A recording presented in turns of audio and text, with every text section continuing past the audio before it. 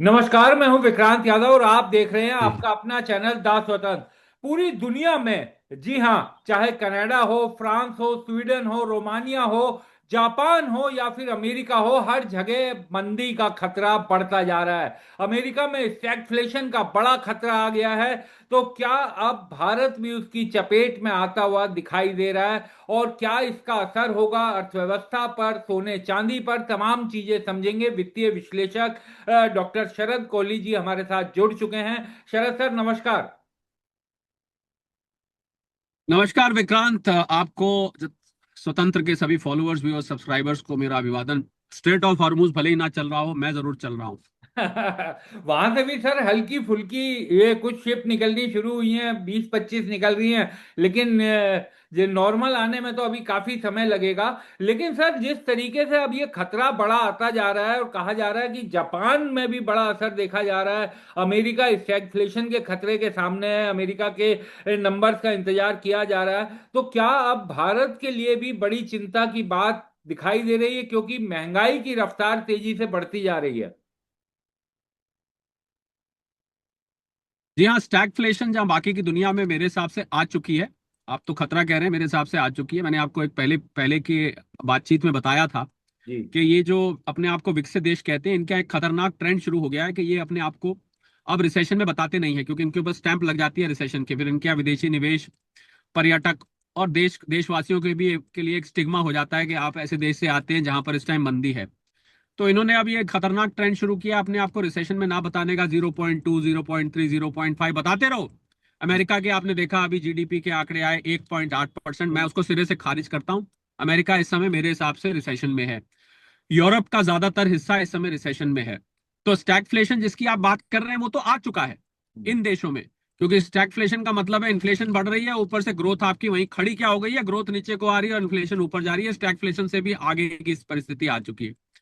जहां तक भारत की बात है, भारत में क्योंकि इकोनॉमी अच्छी रफ्तार से बढ़ रही थी, तो भारत में अभी स्टैगफ्लेशन की तो कोई इतना इमीडिएट खतरा नहीं नजर आ रहा, परंतु ग्रोथ स्लो डाउन का खतरा मुझे यहाँ पर नजर आ रहा है। यानी कि हमारी जो बढ़ोतरी की जीडीपी की रफ्तार है जी। वो आपको धीमी पड़ती हुई यहाँ से दिखाई दे रही है। क्या दे रही है, देगी क्या, दे रही है। अगर आप ज्यादातर देश के हिस्सों में और देश के सेक्टर में जाएं, बिजनेसेस से बात करें, मैं आपको सलाह दूंगा, क्योंकि आप रोविंग पत्रकार भी रहे हैं और आप मुझे याद है जैसे सराफा बाजार आप चले जाते हैं। मैं आपको एक सलाह दूंगा अपनी तरफ से व्यक्तिगत आज शो के ऊपर, जी। और मैं समझता हूँ आपके सभी फैंस को भी ये पसंद आएगी, कि आप कुछ दिनों में कुछ मार्केट्स में अपना माइक लेकर जाएं। हाँ। और ये मार्केट्स मेरा मतलब है दिल्ली एनसीआर की जाइए, क्योंकि आप दिल्ली एनसीआर के आसपास हैं। तो आप उन मार्केट्स में जाइए, एक दिन नोएडा, एक दिन दिल्ली की रजौरी गार्डन, सरोजनी नगर, करोल बाग। कभी आप गुड़गांव की मार्केट में, कभी गाजियाबाद की मार्केट में, जो दिल्ली एनसीआर के फरीदाबाद वगैरह जो एनसीआर रीजन होता है, वहां आप जाएं। हम्म। और वहां जाके आप दुकानदारों से बात करें, क्योंकि ये ऐसी चीज है विक्रांत जो कि जमीनी तौर पर, एक कहावत होती है गांव में, जिस तन लागे वो जाने। जिस हाँ। पर बीतती है ना, वो सबसे अच्छा बता सकता है। हाँ। ये अर्थशास्त्री एक्सपर्ट्स तो अपना ये है कि आकलन करके बताते हैं, पर जिसको दर्द होता है ना, सबसे अच्छा उस दर्द का विवरण वही व्यक्ति कर सकता है। हम्म। तो आप देखेंगे, ये आप जब मार्केट में जाएंगे आप देखेंगे लोग कहेंगे हाँ, थोड़ी सी मंदी है, थोड़ी सी मंदी है, मार्केट में थोड़ा स्लो डाउन है, ये आपको सुनने को मिलेगा।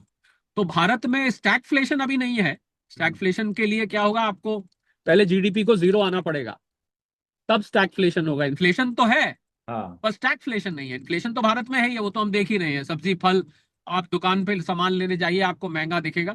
अभी जो सीपीआई के आंकड़े आएंगे अगले महीने के, आप इंतजार करिए। और अभी आरबीआई की कमेंट्री आने वाली है शुक्रवार को। आरबीआई की हाँ। मॉनेटरी पॉलिसी आ रही है 5 जून को। आप सुनेंगे आरबीआई के गवर्नर भी आपको आगाह कर देंगे कि अब इन्फ्लेशन के एस्टिमेट्स, इनफैक्ट आपको यहाँ से बढ़ते हुए दिखेंगे।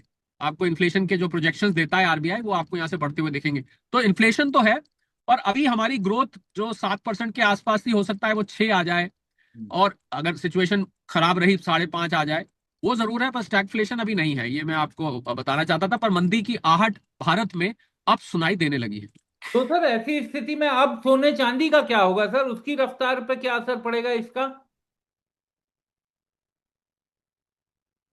देखिए, सोना चांदी इस समय बात करें अगर भारत में, हम्म। तो भारत में आपने देखा होगा कि जो अमेरिकी बाजार में कॉमेक्स में सोना था वो 4540 हाँ। डॉलर के आसपास जब था, तो भारत में वो करीब 1,59,60,000 आ गया था। पर आपने अब एक चीज नोट करी कि अब वो 4540 नहीं, 4520 के आसपास है भी, तो भारत में 1,55,000 के आसपास आ गया है।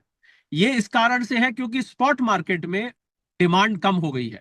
हम्म। यानी कि ज्वेलर्स के माध्यम से जो सोना जाता है 60-70%, उसमें कमी आई है। हम्म। ये तो भारत का हाल है, तो इसलिए भारत में आपको थोड़ी ये प्राइस एडजस्टमेंट दिखाई दे रही है। हम्म। जबकि अंतर्राष्ट्रीय बाजार में उतनी बुरी हालत नहीं है, 4500 डॉलर के आसपास अभी भी हाँ। खड़ा हुआ है। पर हम बात करें, आपके सवाल पे मैं सीधा आता हूं। मुझे लगता है कि स्ट्रेट ऑफ हॉर्मूज जैसे ही खुलेगा, जो हम्म। कि आप कह रहे हैं संकेत मिल रहे हैं, भले डोनाल्ड ट्रंप की हाँ। धमकियां, धमकियों से तो बाज कभी भी नहीं आते हैं। और अब तो ईरान में भी एक तरह से डिवीजन सामने दिखाई दे रही है। पेजेश्कियां साहब ने कहा कि मैं उनको कहा जा रहा है कि कुछ गार्ड्स ने उनकी बात से सहमत नहीं है, तो उनकी रेजिग्नेशन की खबर आई, फिर उन्होंने कहा नहीं नहीं नहीं, मैं डटा हुआ हूं अपनी जगह। तो ईरान में भी डिवाइसिव फोर्सेस काम कर रहे हैं। एक तबका चाहता है कि लड़ाई छेड़ दें दोबारा, उनको लड़ाई दोबारा पूरी छेड़ने में डर लग रहा है, उनको उनको दिक्कत आ रही है, डर लग रहा है, दिक्कत आ रही है, जो भी है। तो मैं उम्मीद करता हूं कि स्ट्रेट ऑफ हॉर्मूज आने वाले समय में शायद खुलने की उम्मीद नजर आ रही है, शायद खुलने की। अगर खुलता है तो आपको यहां से डॉलर इंडेक्स नीचे आएगा, डॉलर की डिमांड कम आएगी, क्योंकि क्रूड ऑयल मुझे ऐसा लग रहा है कि 80 डॉलर के आसपास खुलते ही आ जाएगा। 80-85 डॉलर तक आएगा, बहुत नीचे जाने में तो वक्त लगेगा, वो अभी नहीं आएगा। तो उससे डॉलर इंडेक्स और बॉन्ड यील्ड पर अब मुझे जो समस्या नजर आ रही है विक्रांत, वो बॉन्ड यील्ड में नजर आ रही है। क्योंकि हाँ। बॉन्ड यील्ड एक तो डॉलर इंडेक्स से चढ़ता है, एक बॉन्ड यील्ड अगर महंगाई बढ़ती है देश में, हाँ। और महंगाई के आंकड़े अमेरिका के 3.8 के आए, और हम्म। मुझे लग रहा है ये अंडर स्टेटेड है, हम्म। आंकड़े इससे कहीं ज्यादा है। तो बॉन्ड यील्ड क्या है कि वो महंगाई को देख के चलती है। तो अगर बॉन्ड यील्ड कम नहीं होती है यहां से, हम्म। अभी बॉन्ड यील्ड सिर्फ डॉलर इंडेक्स को देख रही थी, अब बॉन्ड यील्ड अगर महंगाई को देखेगी, और आने वाले फेड में अगर रेट्स, जो केविन वॉश उनके नए फेड चेयरपर्सन नए बढ़ाएंगे तो नए रेट्स, पर घटाएंगे भी नहीं, ये मुझे नजर आ रहा है, क्योंकि 3.8% उनकी इन्फ्लेशन आई है। तो मुझे लग रहा है अभी सोना चांदी कुछ समय के लिए तो प्रेशर में रहेगा। हम्म। ऐसा ऐसा मुझे नजर आ रहा है। कुछ समय से मेरा मतलब है 2-3 महीने ये आपको प्रेशर में नजर आ सकता है। परंतु अंततः हम्म। ये इस घुम्मर घेर से, इस चक्कर से बाहर आएगा। हम्म। और फिर ये जब वैश्विक रिसेशन को देखेगा, ये ध्यान दीजिएगा विक्रांत, जी जी। अगर वैश्विक रिसेशन ऑफिशियली सारे देश स्वीकार कर लेते हैं, अंतरराष्ट्रीय एजेंसी स्वीकार कर लेती हैं, तो फिर सोना चांदी ऊपर जाएगा। क्योंकि जब रिसेशन आता है तो हाँ। उस समय सोने चांदी पर विश्वास निवेशकों का बढ़ जाता है। हाँ। वो सोने चांदी जब उधार ज्यादा होगा, फिस्कल बैलेंस शीट्स बिगड़ेंगी देशों की, तो हम्म। ऐसे में सोना चांदी, तो मुझे लग रहा है जो मैंने पहले कहा था, आपको याद होगा, आप ही के पहले 2-3 दिन पहले शायद मैंने बोला था कि मैंने 7-8 बड़े इंस्टीट्यूशंस की फोरकास्ट दी थी जो हाँ 6,000 बिल्कुल। डॉलर के आसपास का बता रहे हैं। मुझे लगता है जैसे जैसे समय बीतेगा, हम साल के एंड की तरफ चलेंगे, आपको सोना वहां से चक्कर, फिर भले ही महंगाई आए, भले ही स्टैगफ्लेशन हो, भले ही रिसेशन हो, भले ही, मुझे तो ये भी लग रहा है भले ही फिर उस समय बॉन्ड यील्ड भी ज्यादा होगी, हाँ। तो भी चढ़ेगा। क्योंकि महंगाई आएगी तो महंगाई आके एक दफे को तो सोना प्रेशर में आएगा, हाँ। पर जैसे ही वो महंगाई रिसेशन की और ज्यादा सिचुएशन खराब करेगी, तो फिर सोना चांदी इस बॉन्ड यील्ड को तोड़ के ऊपर जाने लगेगा। ऐसा ऐसा मुझे नजर आ रहा है। बाकी तो समय बताएगा, मैं ज्योतिषी तो हूं नहीं। देखिए, आर्थिक आधार पर, आर्थिक पैमानों पर हम जो विश्लेषण करते हैं, मैं और मेरी टीम, उसके आधार पर मैंने ये आपको बात बताई। सर लेकिन यानी कि जब दुनिया भर पे परेशानी का संकट होगा, रिसेशन में हर आदमी परेशान होगा, तब सोना उछाल मारेगा। जी जी जी, क्योंकि सोना चांदी को समहाउ अशांति दुख पसंद है, और ये तब ऊपर जाता है क्योंकि उसमें ना लोग सेफ हेवन ढूंढते हैं। हाँ। सेफ हेवन से मतलब होता है जहां पर उनका पैसा सुरक्षित रहे, क्योंकि जब रिसेशन आएगा तो स्टॉक मार्केट तो बल्ले बल्ले करेगी नहीं। अमेरिका की और बात है, आर्टिफिशियली उसमें पैसा डाले जा रहा है, रोज अमेरिकन मार्केट नए नए रिकॉर्ड छू रही हैं। हाँ। दुनिया का अजूबा है ये, क्योंकि उनकी अर्थव्यवस्था गर्त में जा रही है, हाँ। और स्टॉक मार्केट में रोज नए नए एस&पी, डाउ, नैस्डैक ले आप, बारी बारी करके सब नए नए रिकॉर्ड बना रहे हैं। ये कौन सी थ्योरी है, ये कौन सा फाइनेंस है, ये कौन सी इन्वेस्टमेंट है? मुझे तो साफ पता लग रहा है कि एक लॉबी वॉल स्ट्रीट में अमेरिकन मार्केट्स को दिखाना चाहती है। हम तो हंकी डोरी अंग्रेजी में बोलते हैं, हंकी डोरी हिंदी में बोलते हैं, बल्ले बल्ले पंजाबी में बोलते हैं, बल्ले, हम तो बल्ले बल्ले है जी। अरे तुम्हारा देश तो युद्ध में है, 40 ट्रिलियन डॉलर का तुम्हारे पास उधार है, नौकरियां वहां बन नहीं रही हैं, महंगाई आपके यहाँ चरम सीमा पे है, और स्टॉक मार्केट ऊपर चले जाती जा रही है। ये कौन सी स्टॉक मार्केट है? तो ये आर्टिफिशियल लग रहा है मुझे। तो इसलिए स्टॉक मार्केट जब नीचे जाएंगी, रियल एस्टेट बहुत बड़ा फैक्टर रहेगा विक्रांत। मुझे अच्छा। लगता है यहां से अगर ये स्लो डाउन होता है तो रियल एस्टेट में स्लो डाउन आपको अभी से दिखाई दे रहा है। हाँ। आप अगर जो देश की तेजी वाली मार्केट है, बैंगलोर, मुंबई, गुरुग्राम, हाँ। ये जो कुछ जगहें हैं जहां पर मार्केट बहुत गर्म थी, वहां पर ऑलरेडी आपको स्लो डाउन आता दिख रहा है। अब जो प्रोजेक्ट्स लॉन्च हो रहे हैं उसमें लाइन लगा के माल नहीं बिक रहा है, हाँ। मार्केटिंग करनी पड़ रही है, वो भी नहीं बिक रहा है माल, तो इन्वेस्टर्स चले गए हैं रियल एस्टेट से। एंड यूजर्स है, एंड यूजर्स की मार्केट बहुत सीमित होती है, इतनी बड़ी नहीं होती, इतनी बेतहाशा बाइंग उसमें नहीं होती है। तो इसलिए रियल एस्टेट स्लो डाउन होगा, स्टॉक मार्केट स्लो डाउन होगा, म्यूचुअल फंड्स भी प्रेशर में आएंगे। तो ऐसे में कोई एक एसेट क्लास तो चमकती है, क्योंकि लोग पैसा जो है इधर से निकाल के उधर लगाते हैं। तो मुझे लग रहा है जब दुनिया ये रिसेशन ऑफिशियल हो जाएगा, लग रहा है वो दिन दूर नहीं है। मैं अभी भी अपनी इस बात पर कायम हूं कि इस साल के एंड तक, जैसे कि बाकी बड़े इंस्टीट्यूशंस ने कहा है, सोना चांदी आपको तेजी में आता दिखेगा। पर बहुत बड़ी समस्या क्या है विक्रांत, जी। कि लोगों में ना सब्र नहीं है। हम्म। वो वो आशंकाएं पैदा करता है। जी।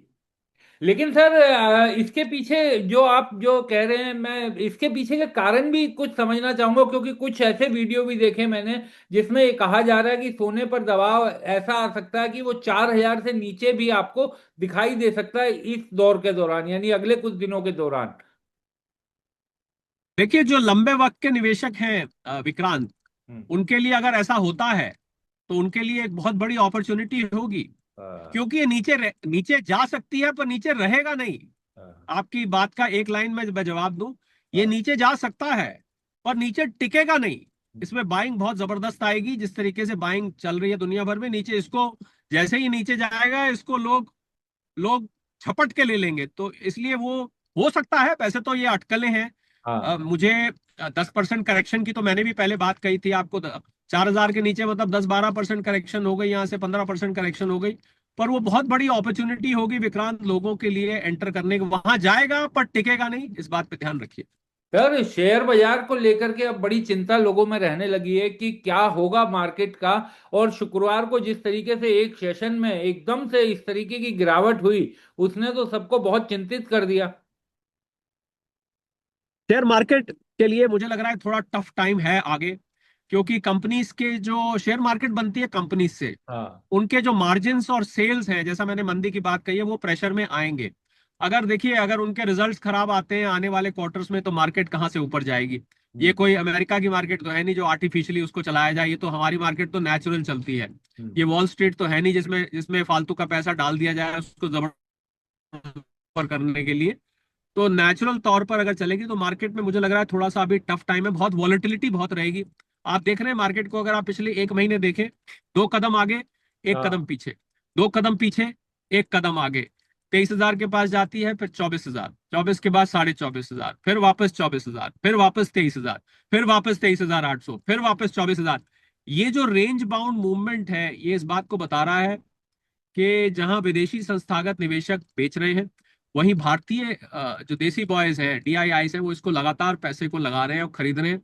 उनको बहुत बड़ी अपॉर्चुनिटी दिख रही है। तो जिन लोगों को देखिए, for a long term investor, एक कहावत होती है Vikrant, for a long term investor any time is a good time to invest.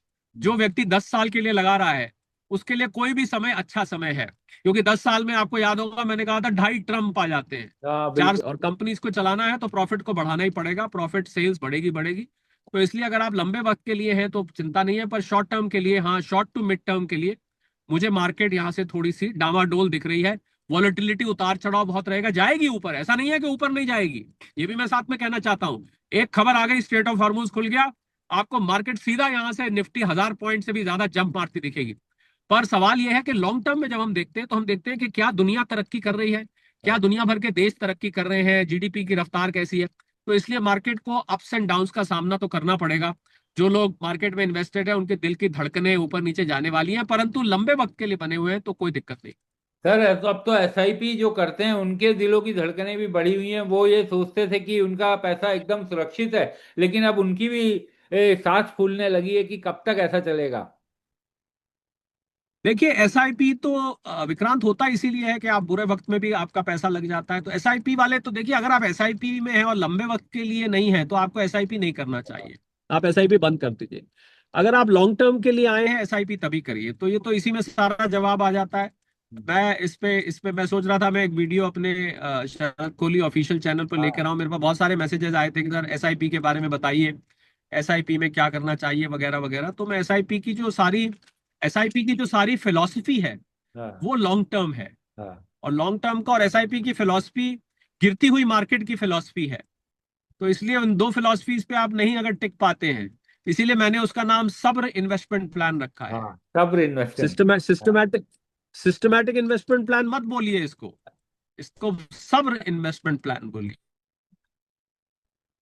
Sir एक जी। अंतिम सवाल और जानना चाहूंगा, क्योंकि आप रियल एस्टेट की भी अच्छी जानकारी रखते हैं, कि ये जो आप कह रहे हैं कि रियल एस्टेट पे भी असर आना शुरू हो गया है, फिर सर ये जो गुड़गांव और इसके आसपास जो ये 100 करोड़ रुपए वाले फ्लैट हैं, इनका क्या चक्कर है सर? ये कहाँ से आते हैं और ये कैसे बिकते हैं?